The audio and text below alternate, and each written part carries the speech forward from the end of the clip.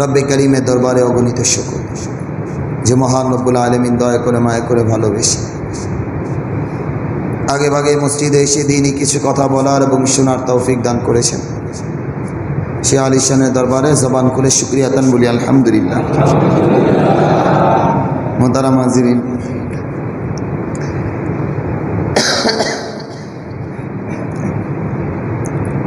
গত সপ্তাহে আলোচনা করেছিলাম নবী আলাইহিস সালাতু ওয়াস সালামের প্রতি কি পরিমাণ আমাদের ভালোবাসা থাকা চাই,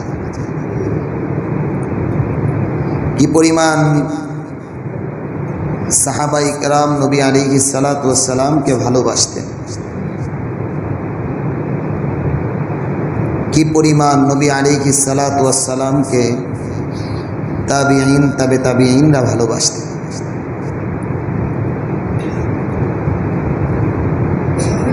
আর আল্লাহ জাল্লা শানুহু নবী আলাইহিস সালাতু ওয়াস সালামের এই ভালোবাসাকে ঈমান বানায় দিয়েছেন। যেখানে আল্লাহ তাআলা সেখানেই নবী আলাইহিস সালাতু ওয়াস সালামের রীতিনীতিকে আল্লাহ তাআলা উম্মার জন্য এক দিক নির্দেশনা দান করেছেন। যেখানে বলেছেন ওয়াতিউল্লাহ, আল্লাহর আনুগত্যের কথা, সাথে সাথেই বলে দিয়েছেন ওয়াতিউর রাসূল, রাসূলের আনুগত্যের কথা। মানে আল্লাহর আনুগত্যটা বুঝতে হলে, আল্লাহর আনুগত্যটা অনুভব আর অনুধাবন করতে হলে রাসূলের তরিকা অনুযায়ী আমাকে চলতে হবে।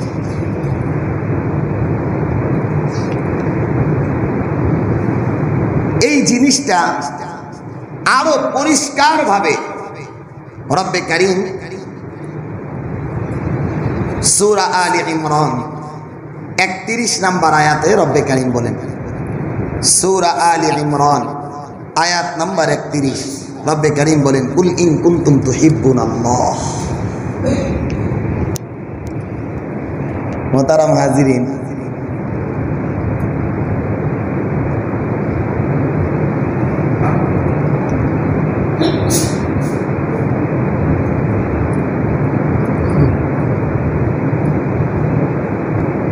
একটা কথা বলতেছি,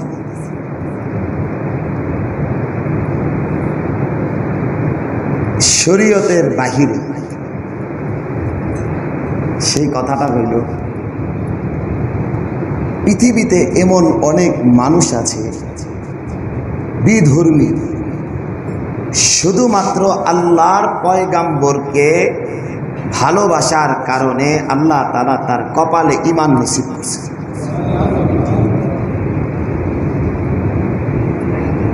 এটা বাহিরে একটা কথা বললাম, বাহিরে একটা কথা বললাম, ভুল বুঝবেন না, বাহিরে একটা কথা বললাম। পৃথিবীতে এমন অনেক মুসলমান কাফের আর মুশরিক হয়ে মারা গেছে শুধুমাত্র রাসূল পাক সাল্লাল্লাহু আলাইহি ওয়াসাল্লামকে মন্দ চোখে দেখার কারণে।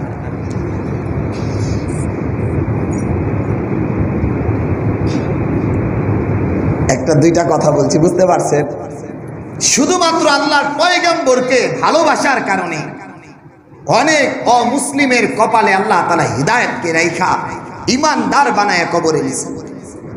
আর অনেক ঈমানদারকে ঈমানের পোশাক পইরা রাসূলের বিরুদ্ধে আচরণ করার কারণে বেঈমান হয়ে কবরে গেছে। এগুলার নজির আমাদের কাছে আছে। কথায় কথা আসে, শুধু একটা কথা বলি, গোলাম আহমদ কাদিয়ান শুধুমাত্র আল্লাহর পয়গাম্বরের বিরুদ্ধে আচরণ করে নিজেকে নবী দাবি করছিল। আল্লাহকে কিন্তু খুব মানতেন, ধর্মীয় জ্ঞানও আছিল ভালো, ধর্মের অনুভূতি ছিল ভালো, শুধুমাত্র আল্লাহর পয়গাম্বরের বিরুদ্ধে আচরণ কইরা নিজেকে নবী দাবি করার কারণে বাথরুমে মারা গেছে।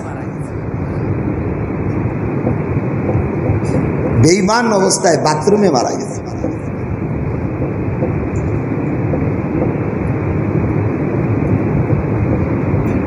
এজন্য মেরে ভাই, মুহাব্বতুর রাসূল হুয়াল ঈমান, রাসূলের মুহাব্বতটাই কেমন যেন ঈমান। আল্লাহ জাল্লা শানুহু কি বলেন? সূরা আলে ইমরান আয়াত নাম্বার 31, রব্বে কারীম বলেন, কুল ইন কুনতুম তুহিব্বুনাল্লাহ, কুল ইন কুনতুম তুহিব্বুনাল্লাহ ফাত্তাবিউনি ইউহিব্বুকুমুল্লাহ ওয়া ইয়াগফির লাকুম যুনুবাকুম ওয়াল্লাহু গফুরুর রহিম। আল্লাহ বলেন, ও রাসূল, আপনি আপনার উম্মতকে জানায়া দেন, কুল, হে নবী আপনি জানায়া দেন, ইন কুনতুম তুহিব্বুনাল্লাহ, যদি তোমরা আল্লাহর ভালোবাসা পাইতে চাও, আল্লাহর ভালোবাসা অর্জন করতে চাও, আল্লাহর মুহাব্বত তোমরা পাইতে চাও, আল্লাহ রাসূল বলেন ফাত্তাবিউনি, আমার অনুসরণ করো। এই আমার অনুসরণের দ্বারা কি হবে? ইউহিব্বুকুমুল্লাহ, আল্লাহ তাআলা তোমাদেরকে ভালোবাসবেন। 2 নাম্বার পুরস্কার, আল্লাহ তাআলা এই ভালোবাসার কারণে আরেকটা জিনিস তোমাদেরকে দান করবেন, ওয়া ইয়াগফির লাকুম যুনুবাকুম, আল্লাহ তাআলা তোমাদের গুনাহগুলিকে মাফ করে দিবেন। এই আয়াতে কারিমা থেকে স্পষ্ট হয়ে গেল,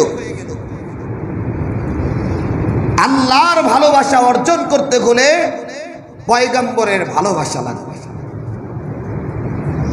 আল্লাহর ভালোবাসা অর্জন করতে হলে আল্লাহর পয়গম্বরের পুরো জীবনীকে অনুসরণ অনুকরণীয় বানাইতে হবে।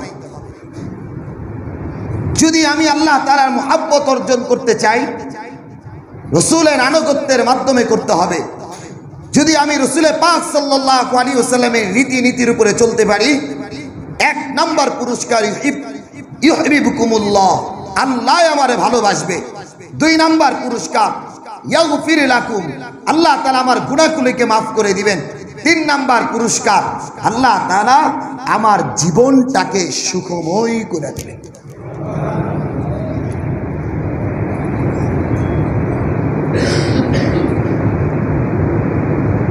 ভালো করে বোঝা যায় কয়েকটা কথা। রাসূলের মুহাব্বতটা কি? সাহাবায়ে কেরাম কি পরিমাণ নবী আলাইহিস সালাতু ওয়াস সালামকে ভালোবেসেছেন, তাবিঈনরা কি পরিমাণ রাসূল পাক সাল্লাল্লাহু আলাইহি ওয়াসাল্লামকে ভালোবেসেছেন। স্বয়ং রব্বে কারীম আমার রাসূলকে কি পরিমাণ ভালোবেসেছেন।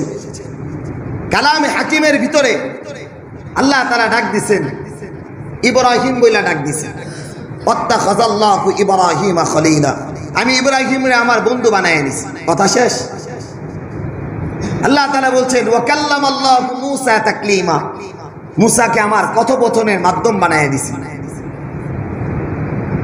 দীর্ঘ আয়াতে কারিমার ভিতরে আল্লাহ তাআলা প্রায় 17 জন নবীর নাম একসাথে বলছেন, শুধু নাম বইলা গেছে।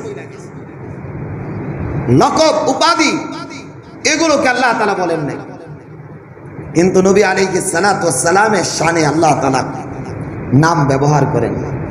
কি পরিমাণ আল্লাহ তাআলা মুহাব্বত করতেন। ইব্রাহিম বইলা ডাক দিছেন, মুসা বইলা ডাক দিছেন, কিন্তু আল্লাহ তাআলা নবী আলাইহিস সালাতু ওয়াস সালামকে নাম বইলা সম্বোধন করেন নাই। কখনো কখনো সম্বোধন করেছেন, ইয়া আইয়ুহাল মুসাম্মিল, ইয়া আইয়ুহাল মুদ্দাসসির, ও চাদরওয়ালা বন্ধু, ও কম্বলওয়ালা দোস্ত, একটু উইচা নামাজে দাঁড়ায় যায়, সম্বোধন করেছেন। আল্লাহ তাআলা এইভাবে সম্বোধন করেছেন, ইন্না আতাইনাকাল কাউসার, ও রাসূল, ও আমার হাবিব, ও আমার বন্ধু, আমি কি আপনাকে কাউসার দান করি নাই? নাম বলেন নাই, নাম বলেন নাই, বলেন নাই ইয়া মুহাম্মদ আতাইনাকাল কাউসার, এই শব্দ ব্যবহার করেন নাই। আল্লাহ ব্যবহার করেছেন ইন্না আতাইনাকাল কাউসার, ও রাসূল আমি আপনাকে হাউজে কাউসার দান করেছি। আল্লাহ তাআলা সম্বোধন করেছেন আলাম ইয়াজিদকা ইয়াতীমান ফাআওয়া, মুহাম্মদ শব্দ ব্যবহার করেন নাই, নাম ব্যবহার করেন। আল্লাহ তাআলা বলেন, ওগো রাসূল আমি কি আপনাকে, ওগো আমার হাবিব, আপনাকে কি আমি এতিম পাই নাই? আল্লাহ তাআলা আমার রাসূলের শানে এইভাবে বলেছেন, আলাম নাশরাহ লাকা সাদরাক, আমি কি আপনার বক্ষটাকে শরহে সদর করে দেই নাই? নাম সরাসরি নাম বলেন নাই, চারটা জায়গায় আল্লাহ তাআলা নাম বলেছেন, চারটা জায়গায় মুহাম্মদ শব্দ ব্যবহার করেছেন। শুধু মুহাম্মদ বইলা ক্ষান্ত রাখেন নাই, চার জায়গাটায় মুহাম্মদ বইলাই সঙ্গে সঙ্গে আমার রাসূলের ভালোবাসায় রব্বে কারীম স্পষ্ট ভাষায় বলে দিয়েছেন, ওমা মুহাম্মাদুন ইল্লা রাসূল, মুহাম্মদ শুধু মুহাম্মদ না, মুহাম্মদ তো আমার রাসূল। সুবহানাল্লাহ। মেরে ভাই, আমার আল্লাহ তাআলা আমার রাসূলের শানে নাম ব্যবহার করেন নাই, যেখানে করেছেন সেখানে এইভাবে বলেছেন, ওমা মুহাম্মাদুন ইল্লা রাসূল, ওমা মুহাম্মাদুন, মুহাম্মদ তো শুধু মুহাম্মদ না, মুহাম্মদ তো আমার রাসূল। দুই নম্বর রব্বে কারীম বলেন, মা কানা মুহাম্মাদুন আবা আহাদিন মিন রিজালিকুম ওয়ালাকিন রাসূলুল্লাহ, আমার মুহাম্মদ তো কারো কোন পুরুষের বাবা না, আমার মুহাম্মদ তো আমার রাসূল। আল্লাহ তাআলা এইভাবে সম্বোধন করেছেন। এজন্য মুহতারাম হাজিরিন, এজন্যই তো রাসূল পাক সাল্লাল্লাহু আলাইহি ওয়াসাল্লাম বলেন, আল বাখিলুল্লাযী মান যুকিরতু ইনদাহ ফালাম ইউসাল্লি আলাইয়া, সবচেয়ে কৃপণ ওই ব্যক্তি যার সামনে আমার নাম বলা হয় কিন্তু সে মুখ দিয়ে সাল্লাল্লাহু আলাইহি ওয়াসাল্লামও বলে না, সে সবচেয়ে কৃপণ। রমজানে ফাজাইল রমাজানের ভিতরে বুখারী, মুসলিম, তিরমিজি, নাসাই, আবু দাউদ, ইবনে মাজাহ হাদিসের কিতাবগুলোয় আসছে, জিবরিল আমিন আসছেন, নবী আলাইহিস সালাতু ওয়াস সালাম মিম্বারে উঠছেন, আমিন বলছেন, দ্বিতীয়বার আমিন বলছেন, তৃতীয়বার আমিন বলছেন। এই তিন আমিনের ভিতরে জিবরিল আমিন বদদুয়া করেছেন, সেই বদদুয়ার জবাবে রাসূল বলেছেন আমিন। ও মুহতারাম হাজিরিন, জিবরিল আমিনকে স্বয়ং পাঠিয়েছেন রব্বে কারীম, হাদিসে কুদসি এটা। জিবরাইলের কোনো কথা বলার শক্তি নাই যেই পর্যন্ত না রব্বে কারীম না বলেন। জিবরিল আমিন আয়েশা বরদোয়া করেছেন আল্লাহর পক্ষ থেকে। এই তিন বরদোয়ার ভিতরে একটা বরদোয়া ছিল, আপনার নাম কারো সামনে উচ্চারণ করা হলে সে যদি আপনার প্রতি দরুদ না পড়ে ওই ব্যক্তি ধ্বংস হবে। এজন্য মুহতারাম হাজিরিন, রাসূলের ভালোবাসা হৃদয়ের ভিতরে লালন করার নামই হলো ঈমান। রাসূলের মুহাব্বত নিজের জীবনের ভিতরে বাস্তবায়ন করার নাম হলো ঈমান। রাসূলের জীবন আদর্শের উপরে নিজের জীবন অতিবাহিত করার নাম হলো ঈমান। আমার দিলের ভিতরে যদি মুহাব্বত থাকে রাসূলের, আশা করা যায় কাল হাসরের কঠিন ময়দানে নবী আলাইহিস সালাতু ওয়াস সালাম আমাকে সুপারিশ করে জান্নাতে নিয়ে যাবেন। কথা হলো রাসূল পাক সাল্লাল্লাহু, তিরমিজির হাদিসের ভিতরে আসছে, শাফাআতি লি আহলিল কাবাইরি মিন উম্মতি, শাফাআতি লি আহলিল কাবাইরি মিন উম্মতি। রাসূল পাক সাল্লাল্লাহু আলাইহি সাল্লাম বলেন, পিছনের এক হাদিস, আম্মা জান আয়েশা সিদ্দিকা নবী আলাইহিস সালাতু ওয়াস সালামকে জিজ্ঞাসা করেছিলেন, ওগো রাসূল, আপনি উম্মতের জন্য কি পরিমাণ দরদমান, না দেখা উম্মতের প্রতি কি পরিমাণ আপনি কাঁদছেন, রাত্র জেগে জেগে পাটাকে ফুলিয়ে ফেলেছেন, চোখের অঝরে অশ্রু ঝরাচ্ছেন। ওগো রাসূল, দুনিয়া থেকে বিদায় নেওয়ার পরে হাসরের ময়দান হবে, আমরা আপনাকে কোথায় খুঁজব? নবী আলাইহিস সালাতু ওয়াস সালাম আম্মা জান আয়েশা সিদ্দিকাকে জবাব দিয়েছেন, ও আয়েশা, তুমি আমারে প্রথম খুঁজবা মিজানের পাল্লায়, যেখানে আমার উম্মতের ওয়ানাদাউল মাওয়াজিনাল কিসত লিয়াউমিল কিয়ামা, উম্মতের নেকি আর বদিগুলোকে ওজন করা হবে, আমি সেখানে দাঁড়ায় থাকব যাতে করে আমার একটা উম্মত জাহান্নামে না যায়। আবার জিজ্ঞাসা করলেন, ওগো রাসূল, আপনাকে যদি মিজানের পাল্লার পাশে না পাই? রাসূল পাক সাল্লাল্লাহু আলাইহি ওয়াসাল্লাম বললেন, আমাকে তোমরা পাবা হাউজে কাউসারের কিনারায়, ওখানেও যদি না পাই? নবী আলাইহিস সালাতু ওয়াস সালাম বললেন, ওগো আয়েশা, আমারে খুঁজবা উল সিরাতের কিনারায়। এখানেও যদি না পাই, নবী আলাইহিস সালাতু ওয়াস সালাম বলেন, ওগো আয়েশা, জাহান্নামের দরজার সামনে দেখবা আমি সেখানে দাঁড়ায় আছি।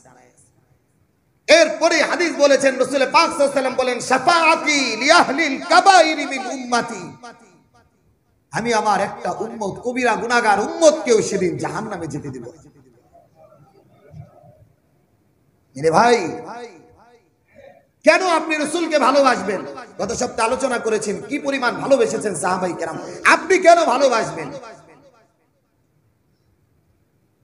এই কারণে ভালোবাসবেন,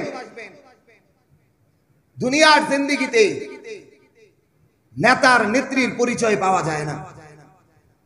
এই যে 5 আগস্টে দেখলাম সব পালায়া নেতা নেতার মতো চলে গেছে, নেত্রী নেত্রীর মতো চলে গেছে, মানুষ মানুষের মতো বৈরাস। সারা জীবন যাদের জয়গান গেয়েছে, যাদের পিছনে ঘুরপাক খাইছে, তারাই তারে পালায়া থুয়া নেতা কর্মী কোথায় আছে সেগুলোর চিন্তা নাই, সুন্দর করে দেশ ত্যাগ করছে। অথচ নবী আলাইহিস সালাতু ওয়াস সালাম কি বলছেন? শাফাআতি লিআহলিল কাবাইর মিন উম্মতি, আমার গুনাহগার উম্মত গুলো যেদিন দিশাহারা হয়ে ঘুরবে সেই কঠিন মুসিবতের ময়দানে আমাকে পাইবা, আমি ওই মানুষগুলার কবিরা গুনাহগার উম্মত গুলোকে সুপারিশ কইরা কইরা জান্নাতে নিয়ে যাব। তিরমিজি শরীফের হাদিস শুনাইতেছি, কেন আপনি ভালোবাসবেন আল্লাহ রাসূলকে? রবিউল আউয়াল মাস চলছে, জীবনী শুরু করব আগামী মাস, আগামী সপ্তাহ থেকে। এর আগে রাসূলের প্রতি কি পরিমাণ ভালোবাসা আপনার হওয়া দরকার। কেন আপনি ভালোবাসা অর্জন করবেন? কেন আপনি ভালোবাসবেন? কেন আপনার হৃদয়ের ভিতরে রাসূলের ভালোবাসাকে লালন করবেন? এই কথাগুলো আগে বুঝতে হবে। নবী আলাইহিস সালাতু ওয়াস সালাম হাদিসের ভিতরে আসছে, শাফাআতে কুবরা নামের এক বিশাল এক পৃষ্ঠার এক হাদিস আসছে তিরমিজির ভিতরে। গালিবান আনাস ইবনে মালিক থেকে হাদিস বর্ণিত। নবী আলাইহিস সালাতু ওয়াস সালাম বলেন, কিয়ামতের আলোচনা করতে যায় হঠাৎ করে নবী আলাইহিস সালাতু ওয়াস সালাম বললেন, আল্লাহ জাল্লা শানুহু যেদিন হাসরের ময়দানে তুলবেন, মানুষগুলোকে যেদিন হাসরের ময়দানে তুলবেন, আল্লাহ তাআলা যেদিন তার আসনের ভিতরে সমাসীন হবেন, এক গুঞ্জন তৈরি হবে, লিমানিল মুলকুল ইয়াউম, আজকের রাজত্ব কার? এই এক আওয়াজ যখন হাসরের ময়দানে শুরু হবে, লিমানিল মুলকুল ইয়াউম, আজকে রাজত্ব কার, ক্ষমতা কার, বিচার করবেন কে? এই কথার আওয়াজ যখন শুরু হবে, গুঞ্জনের ভিতরে আওয়াজ হবে লিল্লাহিল ওয়াহিদিল কাহ্হার। এই কাহ্হার শব্দ শোনার সাথে সাথে নবীরা পর্যন্ত দিশাহারা হয়ে যাবে। মানুষ তো দিশাহারা।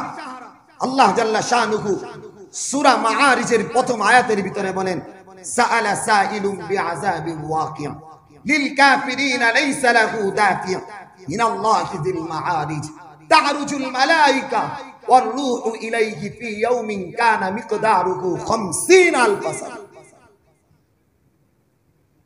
50,000 বছর, 50,000 সানা, 50,000 বছর মানুষ দাঁড়ায় থাকে।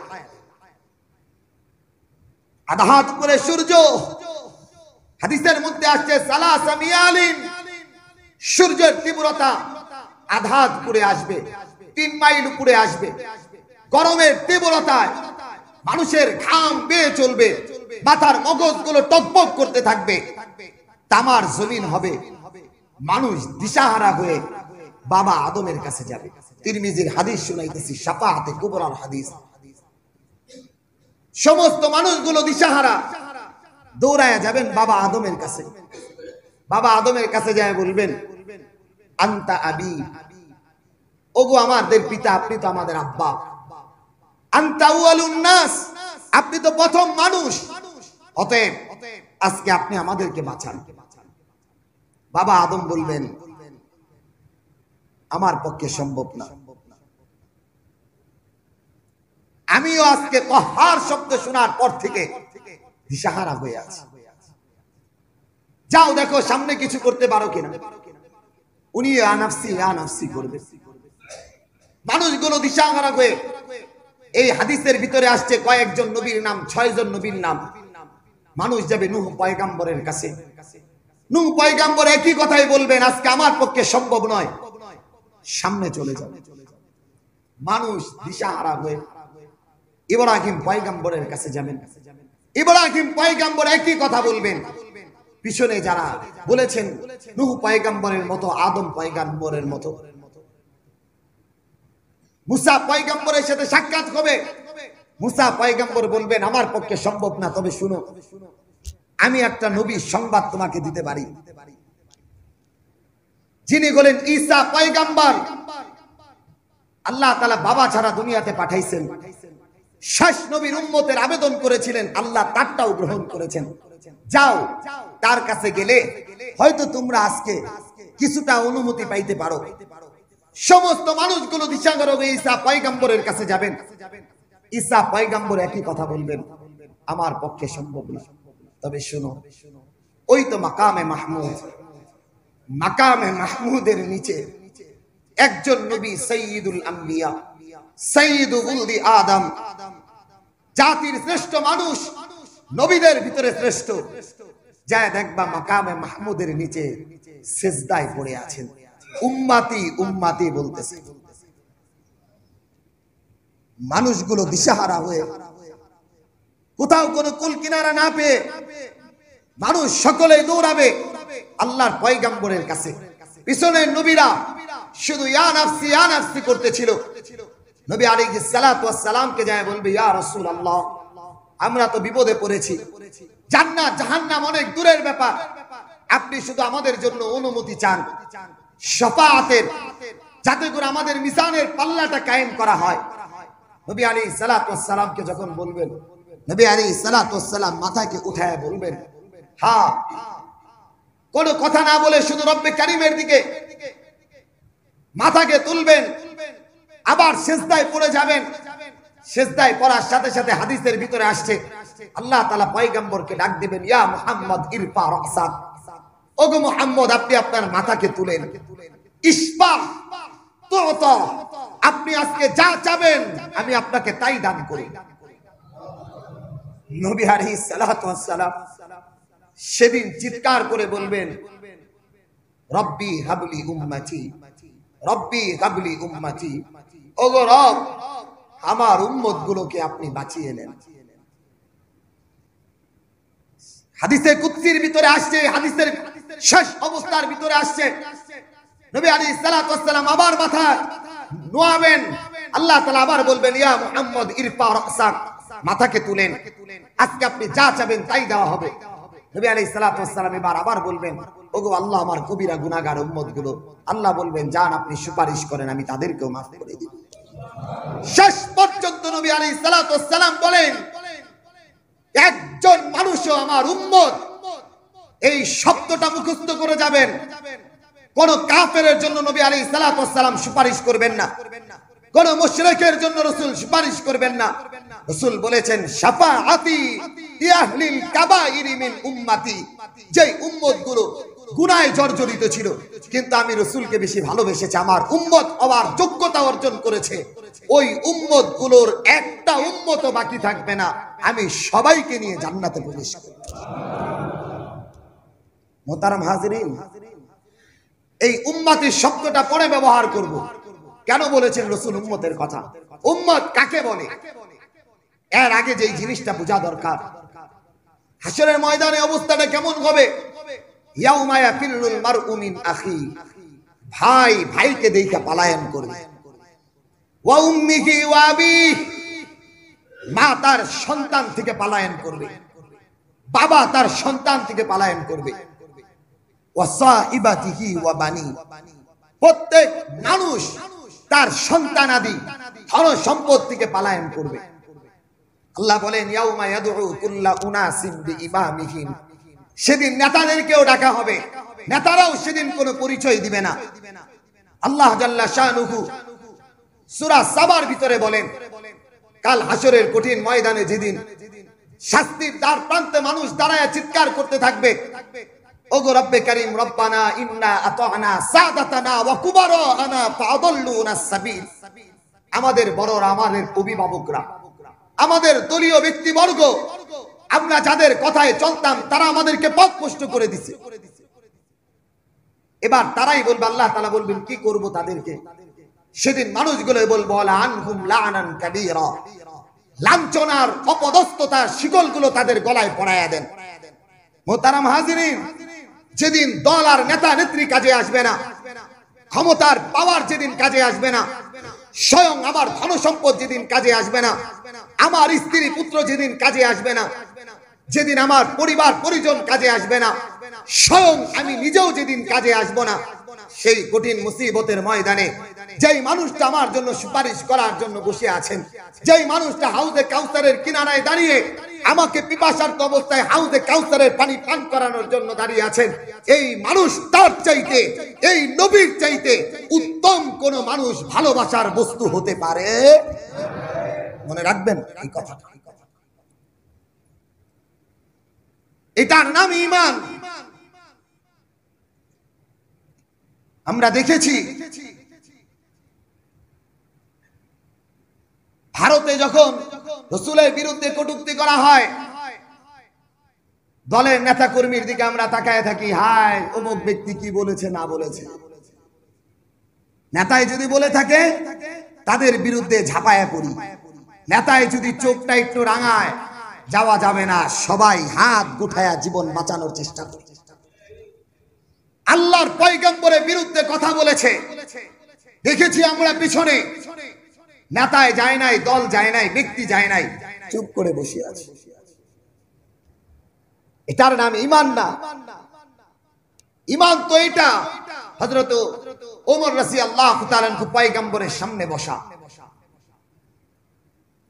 নবী আলাইহিস সালাতু ওয়াস সালামকে, আমাদের দিল তো এক ভাই, মেরে ভাই, মাঝে একটা কথা মুতাজা জুমলায় মুতারেজা হিসাবে একটা কথা বলি, কথার ফাঁকে একটা কথা বলি, আমাদের জবান আর দিল এক না। জবান বলি একটা, দিল করে আরেক। আমাদের পোশাক একরকম, দিল আরেক রকম। আমাদের পোশাকের শুভ্রতা যেমন সাদা, দিলটা যেরকম সাদা এর চাইতে বেশি কালো, যার কারণে হিদায়াতের রশ্মিগুলো আমাদের দিলে বসে না। আমাদের দাড়ি আর টুপি তো খুব সুন্দর, চরিত্রটা ইসলাম বিদ্বেষী। আমাদের অবস্থা হইল এরকম হয়ে গেছে। এটা জুমলায় মুতারেজা বললাম। কেন বললাম মুহতারাম হাজিরিন? কোনটা ঈমান, কোনটা সাদা, কোনটা কালো, এগুলোর মিশ্রণ করে ফেলি আমরা। বুঝতেছি এটা ভালো, এরপরেও যেতে পারি না। তাকায় থাকি উপরওয়ালাদের দিকে, তাকায় থাকি ব্যক্তিবর্গের দিকে। এটার নাম ঈমান না। ঈমানের কোন তাকাজা আসছে, জীবন শেষ হয়ে যাবে। জবান আর দিল, জবানটা যেমন থাকবে দিলটাও তেমন থাকবে, দিলটা যেমন থাকবে জবানটাও তেমন থাকবে। উসমান হযরত ওমর রাদিয়াল্লাহু তাআলা পয়গম্বরের কাছে আসছে, রাসূলের কাছে তো বেশি ঘেষতেন। কথোপকথনের ফাঁকে রাসূল বললেন, ওগো ওমর, কি ব্যাপার, কি পরিমাণ ভালোবাসো আমায়, কি পরিমাণ ভালোবাসো আমায়? ওমর বললেন, ওগো রাসূল, আমি আপনাকে আমার সম্পদের চাইতে ভালোবাসি, আপনাকে আমি আমার সন্তানাদির চাইতে ভালোবাসি, পিতা মাতার চাইতে ভালোবাসি, আমার জীবনের চাইতে বেশি ভালোবাসি। জবান আর দিল যে এক, জবান আর দিল যে এক। মুনাফিকি ছিল না। অকপটে রাসূল বললেন, ওগো ওমর, এখন ঈমানদার হতে পারো। এই শব্দটা শোনার সাথে সাথে ওমর ইবনুল খাত্তাব বললেন, বল্লাহ, আল্লাহর কসম, উহিব্বুকা লিনাফসি, আমি আমার জীবনের চাইতেও আপনাকে বেশি ভালোবাসি। রাসূল এবার বললেন, আনতা মুমিন, তুমি ঈমানদার। অথচ মুহতারাম হাজিরিন, দলীয় একটু সমর্থনের কারণে দল আমাকে হয়তো বাতিল করে দিবে, দলের লিস্টে দিকে আমার নামটা বাতিল করবে। এজন্য আল্লাহর পয়গম্বরকে নিয়ে যারা কটূক্তি করে, আল্লাহ রাসূলের বিরুদ্ধে যারা অবস্থান করে, আমি তাদের বিরুদ্ধে দাঁড়াইতে পারি না। আপনার ঈমানটা কোথায় আছে আপনি আপনার বুকে হাত দিয়েই বলবেন। আমি বলবো না আপনার ঈমান আছে না নাই, আপনি বলবেন। এজন্য মুহতারাম হাজিরিন, নিজের জীবনের চাইতে রাসূল পাক সাল্লাল্লাহু আলাইহি ওয়াসাল্লামকে বেশি ভালোবাসা।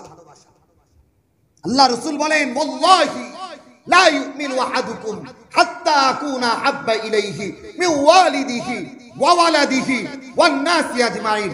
যে আমি আল্লাহর কসম খেয়ে বলি, রাসূল বলেন, যে পর্যন্ত তুমি তোমার বাবার চাইতে, সন্তানাদির চাইতে, ধন সম্পদের চাইতে, এমনকি নিজের জীবনের চাইতে আমি রাসূলকে ভালোবাসতে পারবে না, সেই পর্যন্ত পরিপূর্ণ ঈমানদার হতে পারবে না। এজন্য মুহতারাম হাজিরিন, আমার মুহাব্বত যেই পরিমাণ হবে, আমার সুপারিশটাও তত তাড়াতাড়ি হবে। আমার রাসূলের সাথে যেই পরিমাণ মুহাব্বত হবে, আল্লাহ তাআলা মুহাব্বতের খাতিরে রাসূল পাক সাল্লাল্লাহু আলাইহি সাল্লামের কাছাকাছি আমাকে রাইখা দিবেন। কত পাগল ছিল, কত পাগল ছিল, মুহাব্বতের পাগলগুলো ছিল। শুধু একটা ঘটনা শোনাই। আহমদ কবির রিফাই রাহিমাহুল্লাহু তাআলা হজ করতে গেছেন, বসরার মানুষ ছিলেন, হজ করতে গেছেন, হজ করে মদিনায় যাচ্ছেন। রাসূল পাক সাল্লাল্লাহু আলাইহি ওয়াসাল্লামের রওজা আনের পাশে দাঁড়ায়া সালাম দেওয়ার পরে একটা কবিতা বলছেন, ফি হালাতিল বুরদু কুনতু রুহি উরসিলুহা, ফি হালাতিল বুরদু কুনতু রুহি উরসিলুহা তুকাব্বিলুল আরদু আন্নি ওয়া হিয়া নাইবাতি, ফি দাওলাতিল আশবাহি কদ হাযারতু ফামদুদ বিয়ামিনিকা কাই তাহযা বিহা শাফাতি। রাসূল পাক সাল্লাল্লাহু আলাইহি ওয়াসাল্লামের রওজা আরে দাঁড়ায় বলতেছেন, ওগো রাসূল, আমার বাড়িটা সেই ইরাকের, কত দূর থেকে, অর্থ নাই, আসতে পারি না, কিন্তু আমার সারা দিন এই আত্মাটা আর দেহটা আপনার এখানেই পইরা থাকে। তাই আজকে যখন আসছি, তুকাব্বিলুল আরদু আন্নি ওয়া হিয়া নাইবাতি, আমি চাই আপনার হাতটার ভিতর আমি একটু চুমা খাইতে চাই। এই বাক্য বলার সাথে সাথে আল্লাহর পয়গম্বরের হাত বের হয়ে গেছে। আব্দুল কাদের জিলানীর জামানায় 50,000 হাজী আল্লাহর পয়গম্বরের হাতের ভিতরে চুমা খাইছে। এটা মুহাব্বত, এটা ভালোবাসা। আমাদের ভালোবাসা তো রবিউল আউয়াল মাসের 12 তারিখে আটকে গেছে। জশ্নে জুলুস, ঈদে মিলাদুন নবী, এগুলোর ভিতরে যারা ঈদে মিলাদুন নবী পালন করতেছে, এদের মুখেও দাড়িও নাই, টুপিও নাই, অথচ আমি বলতেছি ঈদে মিলাদুন নবী। কত চমৎকার শব্দ ব্যবহার করতেছি, রাসূলের জন্ম, আমি কতটা আনন্দিত। আরে রাসূলের জন্ম আনন্দিত, তো আনন্দ পালন করবা যে রাসূলের জীবনের সুন্নতটা, তোমার দাড়িটা কোথায়, তোমার টুপিটা কোথায়, পাঞ্জাবিটা কোথায়?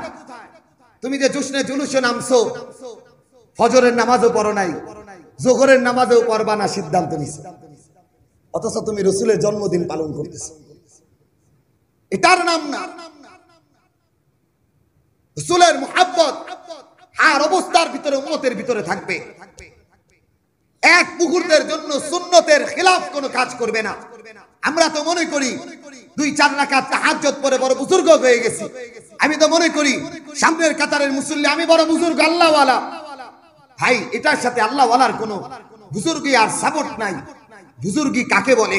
জুনায়েদ বাগদাদির কানে আসলো, বাগদাদ শহরে আপনার মতো একজন বুজুর্গ আসছে। জুনায়েদ বাগদাদি বললেন, এত বড় বুজুর্গ আসছে, একটু দেখা করা দরকার, সাক্ষাৎ করা দরকার, একটু দোয়া নেওয়া দরকার। উনি গেছেন, যাওয়ার পরে বুজুর্গের খানকায় গেছেন, যা দেখেন বুজুর্গ নাই, খানকার মুরিদ ভক্তবৃন্দ আছে। জিজ্ঞাসা করলেন, ভাই তোমাদের পিসাব কই, মুরব্বী কোথায়? বলে উনি তো সফরে গেছেন। বলে ঠিক আছে, উনি কোথায় নামাজ পড়েন? বলে ওই যে পাথরের উপরে, পাথরের উপরে নামাজ পড়েন, সেজদার ভিতরে আঙ্গুলগুলো ফাঁকা ফাঁকা, সেজদার ভিতরে সুন্নত তরিকাগুলো আঙ্গুলগুলো চাপানো থাকবে, কিন্তু উনি দেখতেছেন পাথরের ভিতরে এইভাবে পড়তে পড়তে দাগ হয়ে গেছে। জুনায়েদ বাগদাদি রাহিমাহুল্লাহ তাআলা পিছনে ঘুরতেছেন আর বলতেছেন, শুনো, আল্লাহর কসম খেয়ে বলি, তোমাদের পিসাব এখন আল্লাহওয়ালা হইতে পারে না। বলে কেন? বলে যেই মানুষটা সেজদার সুন্নতগুলো আদায় করতে পারে নাই, যেই মানুষটা, যেই পিশাবটা, যেই পাগড়িওয়ালাটা, জুব্বাওয়ালাটা সুন্নত অনুযায়ী নামাজটাই পড়তে পারে নাই, সে আবার বুজুর্গ হয় কেন? এজন্য মেরে ভাই, নিজের জীবনকে সুন্নতের মাধ্যমে রাঙানো, সুন্নত ওয়ালা জিন্দেগি যদি অবলম্বন করি, মুহাব্বতের রাসূল যদি আমার দিলের ভিতরে লালন করি, আল্লাহ তাআলা দুনিয়াতেও সফলতা দান করবেন, আখিরাতেও সফলতা দান করবেন। ভারতের ব্রিটিশ বিরোধী আন্দোলনের পরে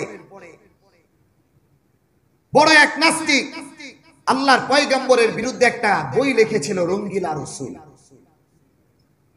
আজাদ পত্রিকার হেডিং এ আসছিল।